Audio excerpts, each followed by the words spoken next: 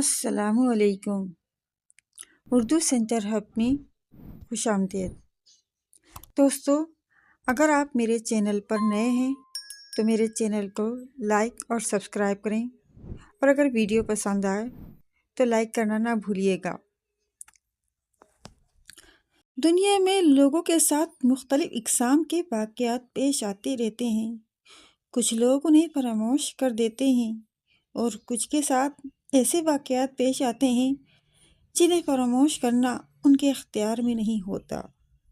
میرے ساتھ بھی ایسا ہی ایک واقعہ پیش آیا جسے میں چاہنے کے باوجود بھی فراموش نہ کر سکا۔ میرا نام امجد ہے۔ میں اس وقت میں اندرون پنجاب کے علاقے میں رہائش پذیر تھا۔ میرے آگے پیچھے کوئی رونے دھونے والا نہیں تھا۔ بچپن ہی سے والدین کا سایہ سر سے اٹھ گیا۔ اس کے بعد کچھ عرصے چچا کے پاس رہا۔ جب اپنے پاؤں پر کھڑا ہونے کے قابل ہو گیا تو چچا جان کو خیر بات کہا اور اپنی قسمت آزمانے نکل پڑا، لیکن زمانے کے ظلم و ستم برداشت نہ کر سکتا تھا۔ پھر لوٹ آیا چچا کے پاس اور انہی کے ساتھ مل کر کام کاج کرنے لگا۔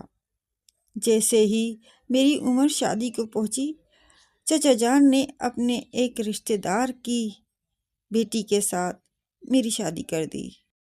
خوب ڈھول دھمکے سے میری شادی ہوئی۔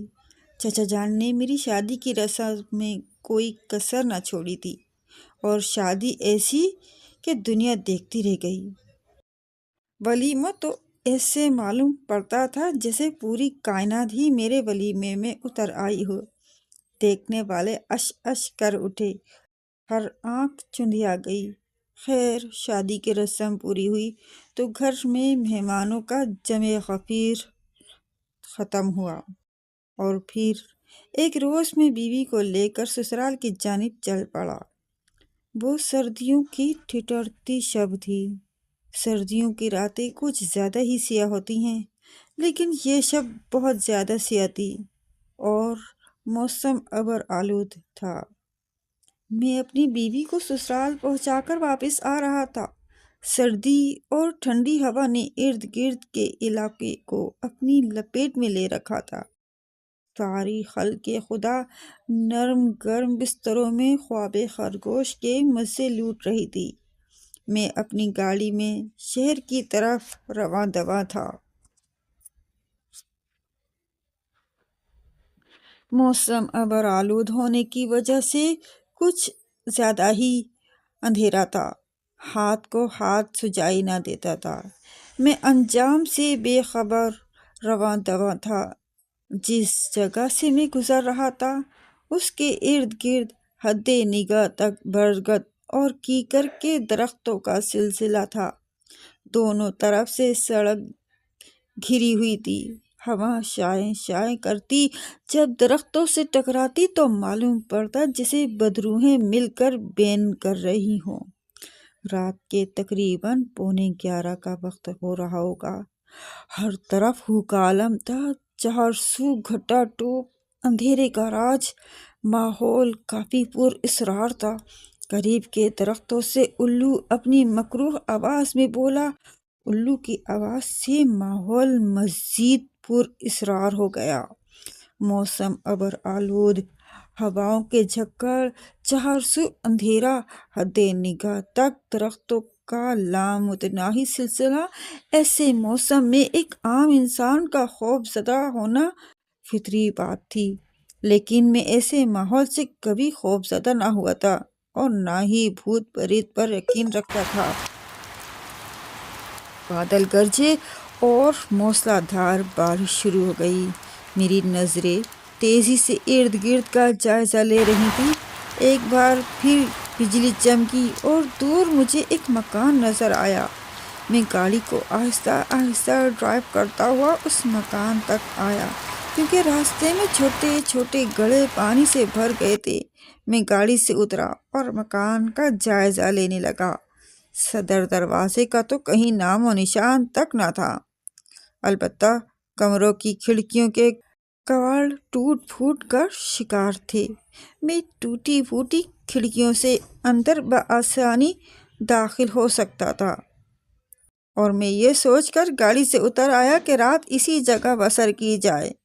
گاڑی سے باہر نکلتے ہی میں مکمل طور پر پانی میں بھیگ گیا تھا۔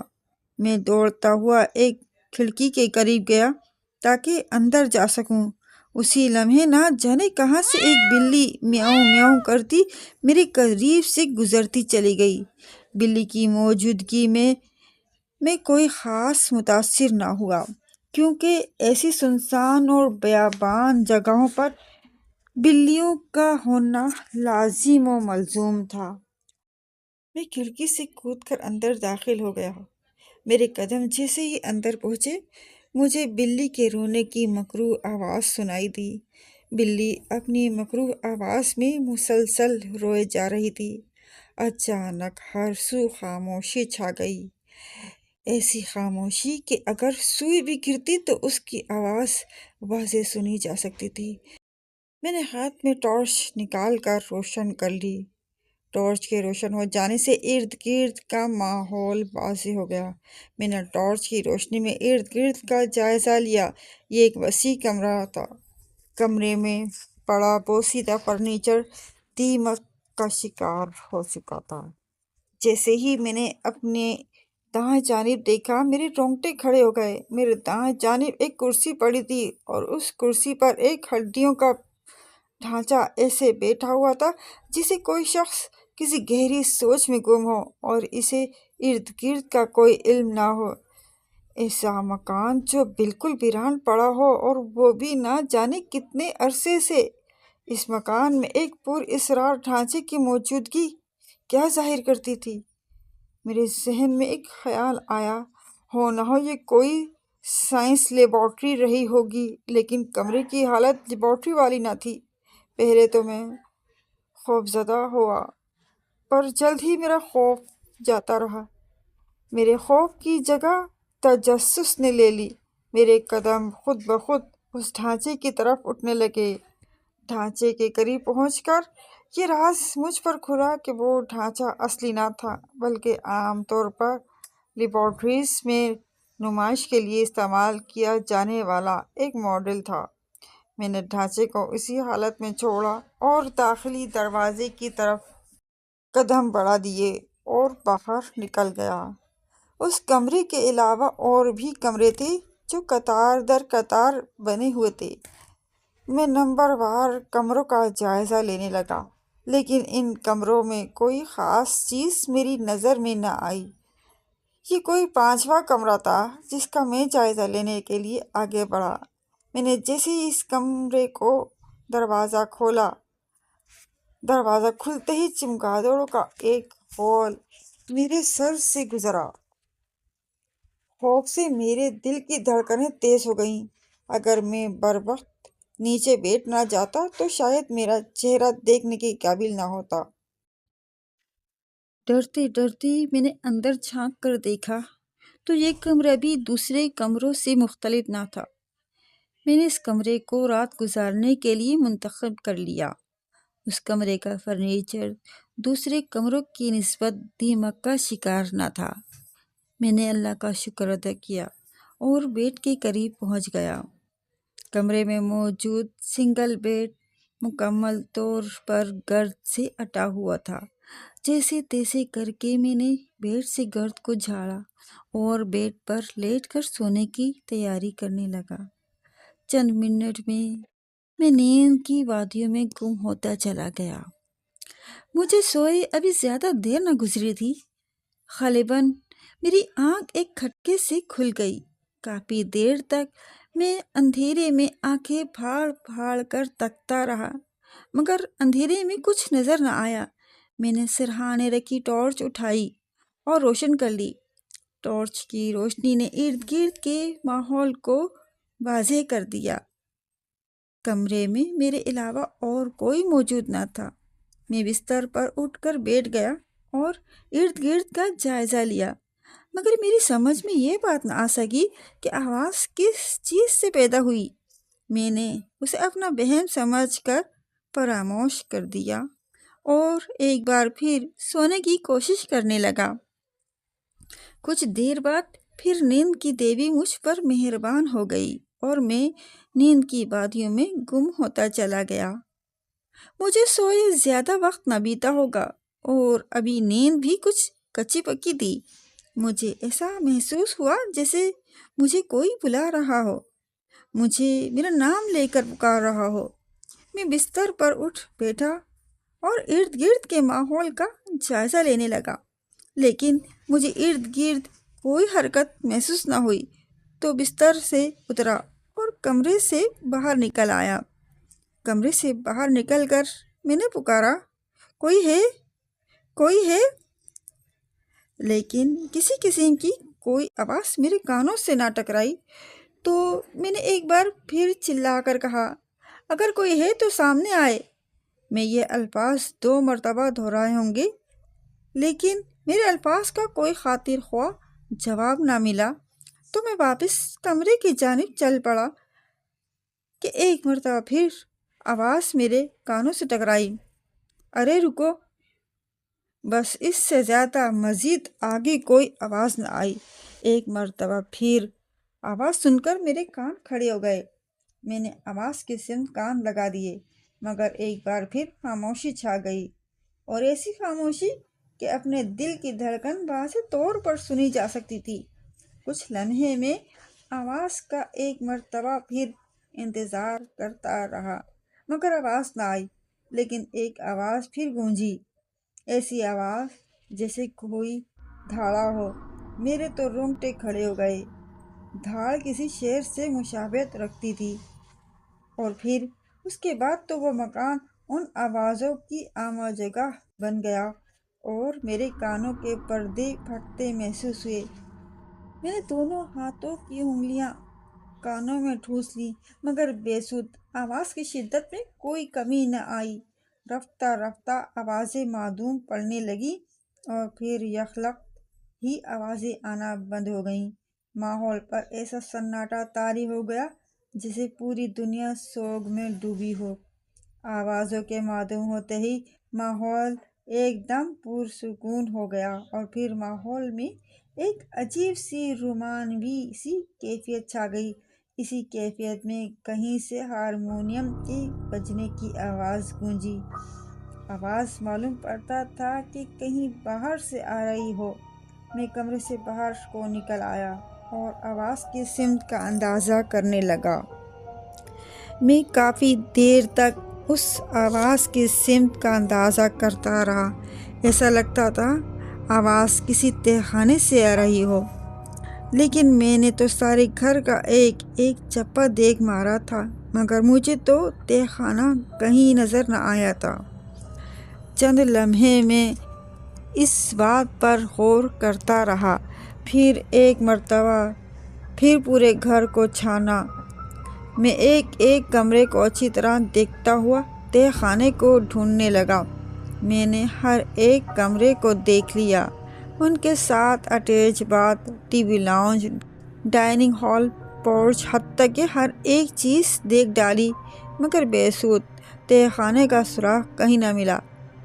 میں اس سوچ بچار میں تھا کہ اچانک ایک خیال بجلی کی طرح میرے دماغ میں گھسا کہ ایک کمرے کو لگاتار میں فراموش کر رہا تھا۔ میں ایک عزم لے کر اس کمرے کی جانب بڑھا اور آہستہ آہستہ چلتا اس کمرے کے دروازے تک پہنچا۔ میں نے جھٹکے سے دروازہ کھولنا چاہا، لیکن دروازہ اندر سے بند تھا۔ میرے دماغ میں آیا کہ شاید کوئی اندر موجود ہے۔ یہ بات سوچ کر میں نے دروازے پر دستک دینا شروع کر دیا، لیکن جواب ندارد۔ کوئی جواب نہ ملا تو میں اس بار قدرے زور سے دستک دی، مگر جواب وہی، ڈھاک کے 3 پات۔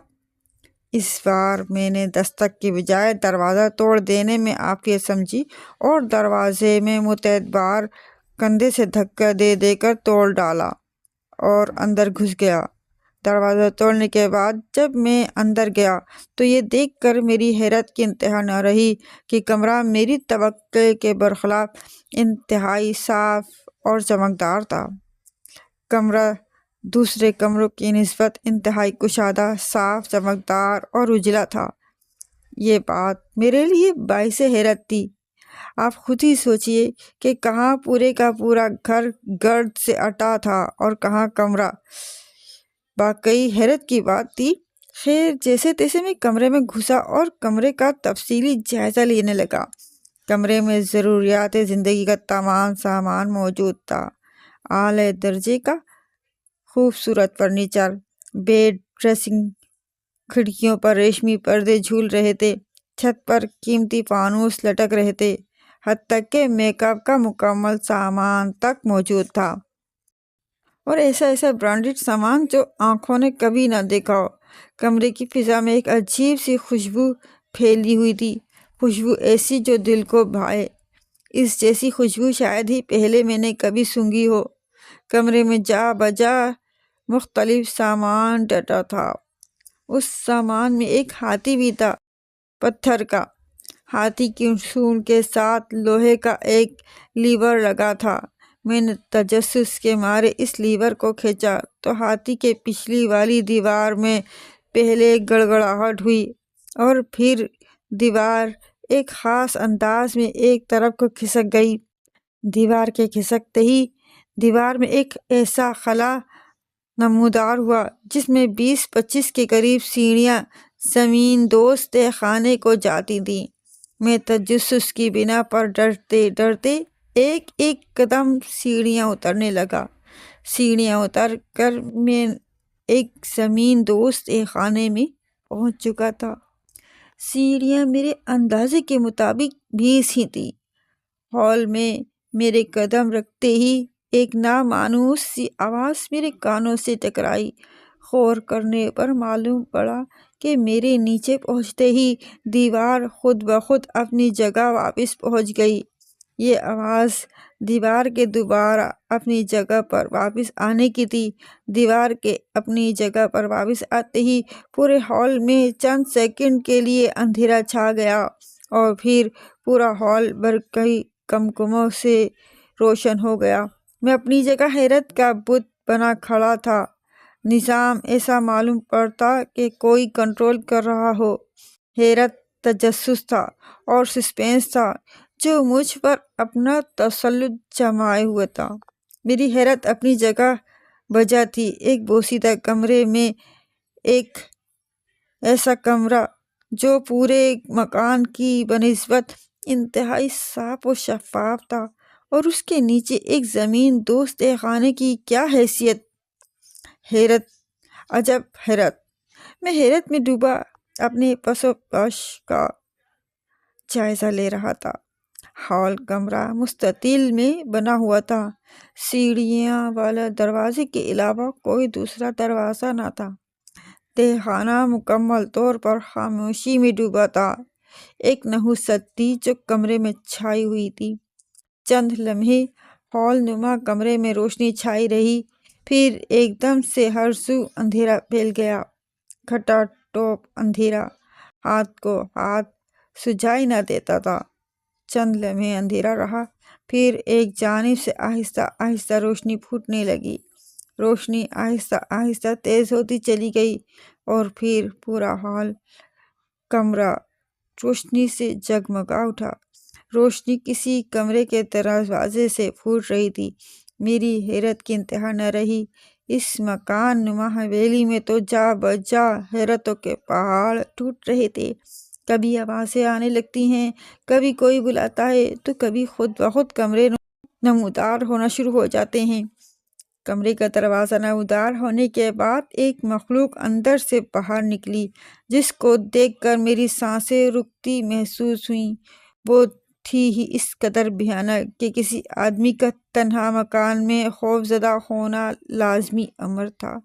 پورا ڈھانچے کا ڈھانچہ تھا، کھوپڑی کی ہڈیاں تک نظر آ رہی تھیں، گھٹنوں کو چھوتے لمبے بال جو ہوا میں ہی اڑ رہے تھے، جبکہ میرا آکسیجن کی کمی کے باعث دم گھٹا جا رہا تھا، اور اس کے بال تھے کہ ہوا میں اڑ رہے تھے۔ آنکھوں کی پتلیاں تک غائب تھیں۔ ناک کی جگہ ایک گہرا گڑھا تھا جس میں سے شوں شوں کی آوازیں نکل رہی تھی۔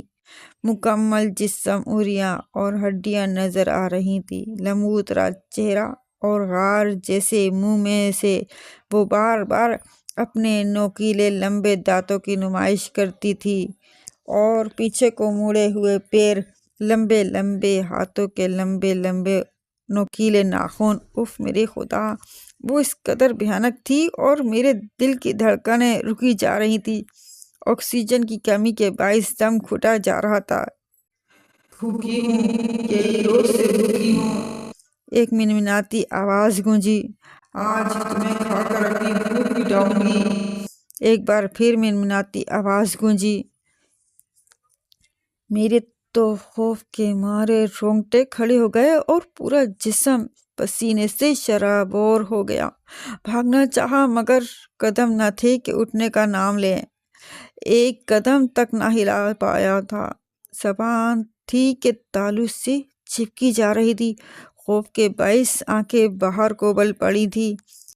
بلا نے آہستہ آہستہ میری جانب بڑھنا شروع کر دیا۔ میں خوف سے تھر تھر کانپ رہا تھا، پسینہ تھا کہ میرے انگ انگ سے بہا جا رہا تھا، پانی کی طرح بہہ رہا تھا۔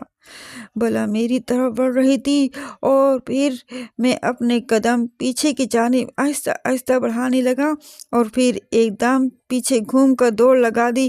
میں بھی چند قدم ہی چلا ہوں گا کہ مجھے ایسا محسوس ہوا جیسے میرے پاؤں کے نیچے سے زمین کھینچ لی گئی ہو۔ مجھے ایسا محسوس ہوا جیسے میں کسی گہری کھائی یا کنویں میں گرتا چلا جا رہا ہوں، اور پھر جب کنویں کی زمین سے ٹکرایا تو میرے 14 طبق روشن ہو گئے۔ کنویں کی سطح سے ٹکرانے کے بعد میں درد کی شدت سے بے ہوش ہو گیا۔ یہ تو اچھا تھا کہ کنویں میں پانی نہ تھا، کنواں بالکل خشک تھا۔ مجھے ہوش آیا تو میں کنویں کی زمین پر بے سدھ پڑا تھا۔ چند لمحے میں اسی طرح بے سدھ پڑا رہا، پھر ایک ایک کر کے سارے واقعات میرے ذہن میں تازہ ہونے لگے، اور پھر میں ہڑبڑا کر اٹھ بیٹھا۔ میرے جھٹکے سے اٹھنے سے ریڑھ کی ہڈی میں درد کی ایک لہر دوڑ پڑی۔ میں ایک بار پھر کنویں کی زمین پر گرتا چلا گیا، ایک بار پھر اٹھنے کی کوشش کی۔ اف میرے خدایا! درد کی ایک دردناک لہر میرے وجود میں سرایت کر گئی اور میں ایک بار پھر کنویں کی زمین پر چت لیٹ گیا۔ میں چند لمحے اسی حالت میں پڑا، اپنے حواس پر قابو پاتا رہا، اور اس کوشش میں چند لمحوں میں کامیاب بھی ہو گیا۔ حواس پر قابو پانے کے بعد میں نے آہستہ آہستہ اٹھنا شروع کر دیا، اور پھر اپنی کوشش میں کامیاب بھی رہا۔ 20 فٹ بلندی سے کمر کے بل کنویں میں گرنے کے بعد ایسا محسوس ہوا جیسے جسم کی ہڈیاں ایک دوسرے میں گھسی جا رہی ہوں۔ ناقابل برداشت درد کی کسیلی لہریں پورے جسم میں سرایت کر رہی تھیں۔ آخر کار میں آہستہ آہستہ اٹھ بیٹھا، اور اٹھنے کے بعد میں نے کھڑے ہونے کی کوشش کی۔ بالآخر میں اپنی کوشش میں کامیاب ہوا۔ کھڑے ہونے کے بعد میں نے ارد گرد کا جائزہ لیا۔ میرے ارد گرد بے شمار انسانی ہڈیاں بکھری پڑی تھیں، انسانی ہڈیاں اور کھوپڑیاں۔ اوہ میرے خدایا! میں کس عذاب میں پھنس گیا ہوں! میرے خدا، میری مدد فرما اور مجھے اس عذاب سے نجات دلا۔ میرے دل سے دعا نکلی۔ چند لمحوں میں اس کشمکش میں رہا، اور پھر ایک خیال میرے ذہن میں بجلی کی طرح کوندا، اور میں نے اپنے ارد گرد بکھری ہوئی ہڈیوں میں سے ایک نوکدار ہڈی اٹھا لی، اور پھر میں کنویں کی دیوار میں 1 فٹ کے فاصلے پر چھید کرنے لگا۔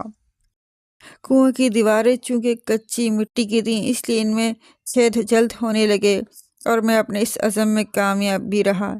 1 فٹ کے فاصلے سے کنویں کی دیوار میں چھید کرنے کے بعد آہستہ آہستہ کنویں سے باہر آنے لگا۔ تقریباً اس مشقت میں 1 گھنٹہ صرف ہوا ہوگا، اور پھر میں کنویں سے باہر آ گیا۔ کنویں کے باہر ہر سو اندھیرے کا راج تھا، اور ہاتھ کو ہاتھ سجائی نہ دینے لگا۔ کنویں کی دیوار سے باہر آنے کے بعد میں ایک سمت کو بڑھ گیا اور ایک شے کو ٹٹولتا آگے بڑھنے لگا۔ میں آہستہ آہستہ آگے بڑھنے لگا اور اندازے سے سیڑھیاں چڑھ کر کھسکنے والی دیوار کے قریب پہنچ گیا۔ اس دیوار میں اندر کی جانب بھی ایک لیور لگا ہوا تھا۔ میں نے احتیاط سے اس لیور کو اپنی جانب کھینچا۔ لیور کھینچتے ہی دیوار ایک مخصوص انداز میں ایک جانب کو کھسک گئی اور دیوار میں خلا نمودار ہو گیا۔ میں نے اللہ کا نام لے کر اس دیوار سے باہر قدم رکھ دیا۔ میرے قدم رکھتے ہی دیوار دوبارہ پہلے کی طرح واپس آ گئی۔ تہخانے سے میں دیوار کے ذریعے اس پراسرار کمرے میں واپس آ چکا تھا۔ کمرہ پہلے کی مانند ہلکی ہلکی روشنی سے منور تھا۔ تمام اشیاء اپنی اپنی جگہ پر پڑی تھیں۔ میں ان اشیاء کو نظر انداز کرتے ہوئے کمرے سے باہر کی جانب دوڑا اور کمرے سے باہر نکل کر ہی دم لیا۔ کمرے سے باہر میں راہداری میں داخل ہو چکا تھا۔ راہداری میں داخل ہونے کے بعد مجھے محسوس ہوا کہ بارش رک چکی ہے۔ راہداری میں سے بھاگتا ہوا اس ڈھانچے والے لیب نما کمرے میں واپس آیا تو میرا سر چکرا کر رہ گیا۔ وہ ڈھانچہ جس کو میں نظر انداز کر کے چلا گیا تھا اب اس کمرے میں ارد گرد چکر لگا رہا تھا اور اس کو دیکھ کر میرا سر چکرا رہا تھا۔ میں ایک بار پھر خوف پر قابو پا کر اس ڈھانچے سے نظر بچا کر کھڑکی کے ٹوٹے ہوئے کواڑوں کی جانب بڑھ گیا، لیکن یہ میری خام خیالی ہی تھی۔ میرے کواڑوں کی جانب بڑھتے ہی وہ ڈھانچہ میری جانب دوڑ پڑا، لیکن میں اس کے پہنچنے سے پہلے ہی کواڑ میں سے باہر کو چھلانگ لگا چکا تھا۔ اس منحوس مکان سے باہر آتے ہی میں نے اندھا دھند دوڑنا شروع کر دیا اور دوڑتا ہی چلا گیا۔